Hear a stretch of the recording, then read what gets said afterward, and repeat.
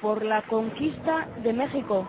Y se pida perdón a los pueblos originarios por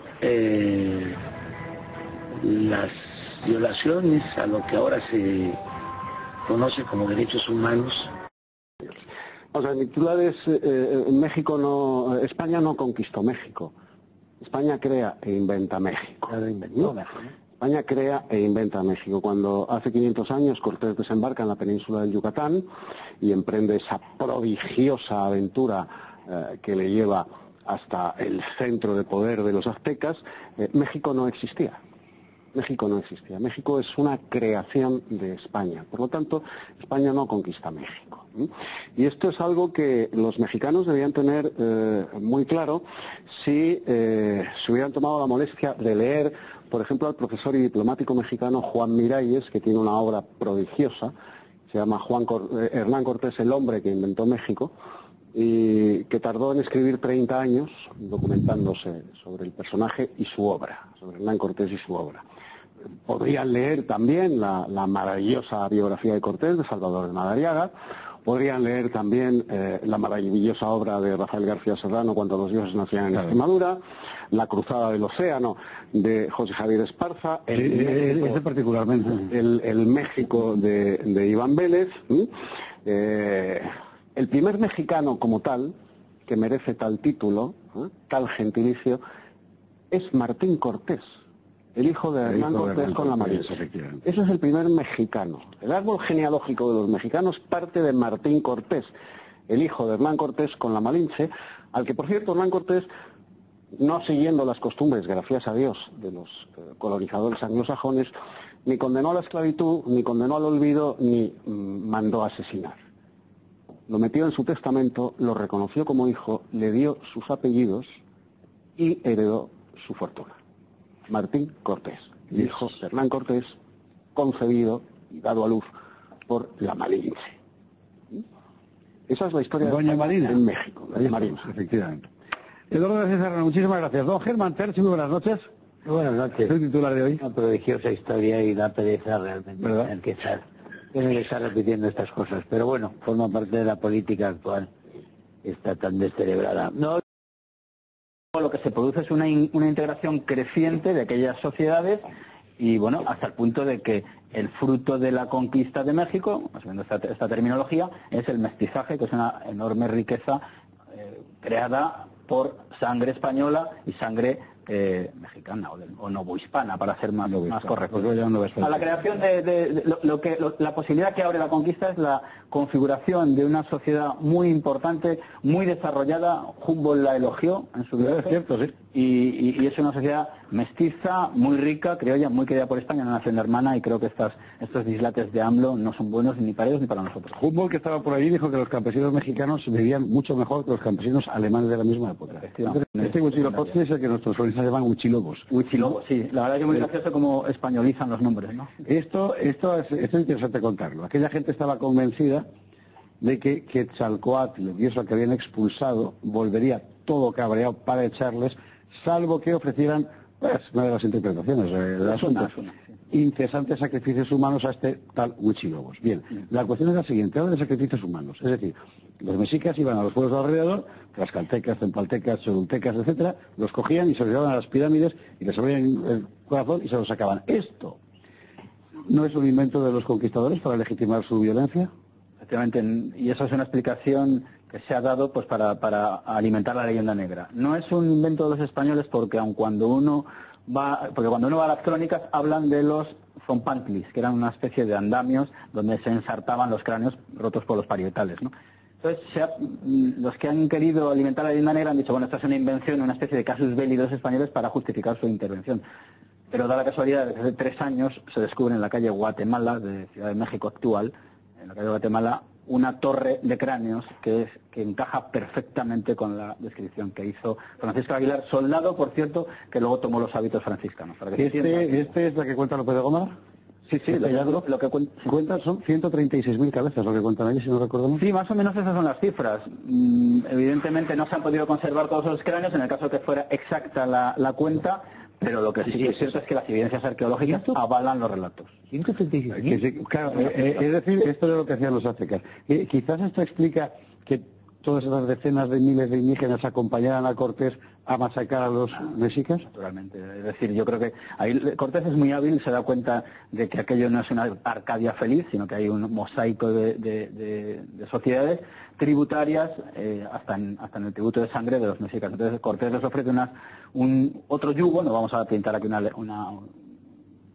realidad rosa, pero un yugo que no exige estos tributos porque él es un católico clásico del siglo XVI español y no puede consentir ni la idolatría, ni la antropofagia, ni los sacrificios rituales. Entonces, esos pueblos prefieren ser vasallos de un rey lejano del cual les habla, entregar materias primas y sacudirse la opresión mexicana. Eso es lo que explica la conquista. De otra manera, la nación que más apoyo da a Cortés antes y después, sobre todo, de la Noche Triste, porque si no hubieran querido, los hubieran aniquilado, son los tlaxcaltecas, una nación cercana a lo que hoy es México, y ellos ampararon constantemente a los españoles por esos motivos que estamos exponiendo, pero hay otras muchas sociedades. Los zempoaltecas, por ejemplo, se habían unido antes en alianza. Y luego hay que decir una cosa, para conocimiento de AMLO, que nos estará viendo, me imagino. Después de la caída de Tenochtitlan, guerreros mexicas participan en otras ofensivas bélicas, en otras expansiones de los españoles. Hacia el sur, en concreto hacia Guatemala. Claro, integrados en las huestes españolas. Es decir, que Cortés no llega allí y aniquila a los mexicas de Moctezuma primero y Cuauhtémoc después, sino que los incorpora a su hueste. Hasta el punto de que el linaje de Moctezuma sigue existiendo y en esa línea genealógica está el fundador de la Guardia Civil también, de Ahumada. Bueno, vamos a ver. Recordemos lo fundamental. ¿Qué es lo que dijo López Obrador? Esto. El Gobierno de México propone a Su Majestad que se trabaje a la brevedad y en forma bilateral en una hoja de ruta para lograr el objetivo de realizar en 2021 una ceremonia conjunta al más alto nivel. Que el Reino de España exprese de manera pública y oficial el reconocimiento de los agravios causados. Y para Zasca, el que le ha pegado Mario Vargas Llosa. Vamos a verlo. Tengo la impresión de que el mandatario mexicano se equivocó de destinatarios, que esa carta debió mandársela él mismo y responderse o respondernos a la pregunta de por qué México, que hace 5 siglos se incorporó al mundo occidental gracias a España y que desde hace 200 años es independiente y soberano, tiene todavía tantos millones de indios marginados, pobres, ignorantes. Esto es interesante porque hay que recordar que México es independiente hace más tiempo que Alemania, Italia. Claro, es que estas cosas conviene recordar. Eduardo García Serrano había pedido la palabra. Yo creo que esto obedece realmente a lo que ha sido la tradición siempre desde las independencias. Es decir, las élites criollas siempre han cogido a los españoles como la culpa es de los españoles y han ido pasando los años, y mientras los 300 años bajo los españoles son de un desarrollo espectacular, porque lo son, los 300, pues los 200 siguientes bajo esas élites criollas que se quedaron allí, que son los separatistas de entonces, que triunfan en el movimiento nacionalista, triunfan y crean las repúblicas independientes, crean unas repúblicas elitistas que realmente se dedican simplemente al usufructo de sus privilegios y mantienen unas estructuras como las que mantienen. Y en el caso de México, que es un país tan rico, y un país tan grande y un país tan privilegiado en tantas cosas, es un país que se ha quedado atascado, es un país al que las élites han jugado con una corrupción brutal y después con un crimen terrorífico que en el cual las élites no han estado nunca a la altura del momento y de las circunstancias, y han traicionado olímpicamente a esas clases indígenas, a esos pueblos indígenas a los cuales recurren ahora para decir que ellos son los protectores de los indígenas frente a los españoles que se fueron hace 2 siglos. Es interesante, cuando los españoles precisamente fueron hasta entonces también ante las élites criollas, era el reino de España, los protectores de los indígenas era España, los explotadores de los indígenas eran las élites criollas. Al final el discurso es un poco la culpa es de España que me puso a mí aquí, ¿no? ¿Quieres exactamente lo que ha dicho? Perdón, España inicia en los albores del siglo XIX un proceso de autodeterminación de sus provincias de ultramar, que culmina en 1898 con la pérdida final de Cuba, Filipinas, Puerto Rico y la isla de Guam. Hoy estamos en un proceso idéntico, pero en los territorios peninsulares e insulares españoles. Aquello de hace 200 años no fue más que un movimiento separatista, como muy bien ha subrayado Herman, iniciado por los criollos gobernantes en las provincias españolas de ultramar, de América, alentado por la masonería inglesa y por la Gran Bretaña. Y por la banca Barclays. La debilidad por la que estaba atravesando España por las guerras napoleónicas. Dicen que hay que pedir perdón a los indígenas mexicanos. Vuelvo a repetir, México no existía. ¿Pero a qué indígenas hay que pedir perdón? ¿A los precolombinos o a los poscolombinos? Porque los nativos, concretamente de México, los indígenas mexicanos postcolombinos, estaban muy agradecidos a lo que Cortés y sus 600 hombres hicieron por ellos. Estos nativos, a los que hoy se nos dice que hay que pedir perdón, estaban sometidos a la tiranía totalitaria de los aztecas, que los sacrificaban en sus altares, ¿sí?, arrancándoles el corazón del pecho en vivo. En vivo. Cuando Cortés contempla aquella atrocidad, sube a las pirámides mexicanas, derriba los falsos dioses e iza la bandera de la Virgen de Guadalupe y dice, esto se ha terminado. No, es que es una costumbre de estas costumbres se han terminado, esto es barbarie. Por eso, a Cortés, que desembarca en Yucatán con 600 hombres, siguen todos los pueblos, con 600 hombres escasos, le siguen los toltecas, los olmecas, los tlaxaltecas, los tarascas. Cempaltecas, cholultecas. Todas las tribus, todas las naciones indígenas sometidas a la tiranía de los aztecas se unen a Cortés contra los aztecas. Guían a Cortés contra los aztecas porque los ha ido liberando de la tiranía de los aztecas.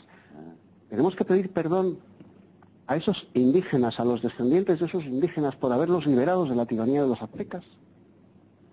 Es sencillamente absurdo, insostenible y absurdo el argumento.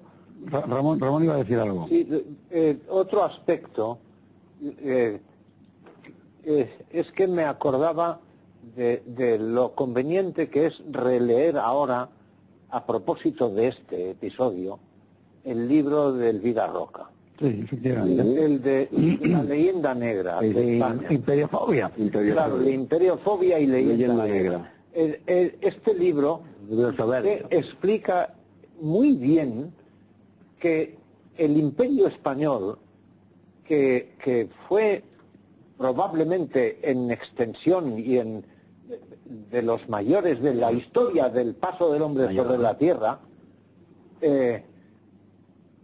es víctima de una especie de leyenda negra, de mentira colosal, que además choca frontalmente con la realidad de lo que hicieron otras potencias que eran coloniales y lo que hicieron con los pobladores de los países a los que incorporaban ellos a la metrópoli. Bueno, no la incorporaban al imperio en calidad de colonias. Y el trato que los holandeses, los belgas, sobre todo en África, estoy hablando, y en América, y en Asia, los británicos, los franceses, lo que hacían esas potencias europeas con los naturales de las colonias es que no tiene ni punto de comparación con lo que hacía el Imperio Español con las provincias de ultramar. La labor civilizatoria de España es única, es una página dorada de la humanidad. Solo los romanos quizá hayan tenido una epopeya civilizatoria como los españoles.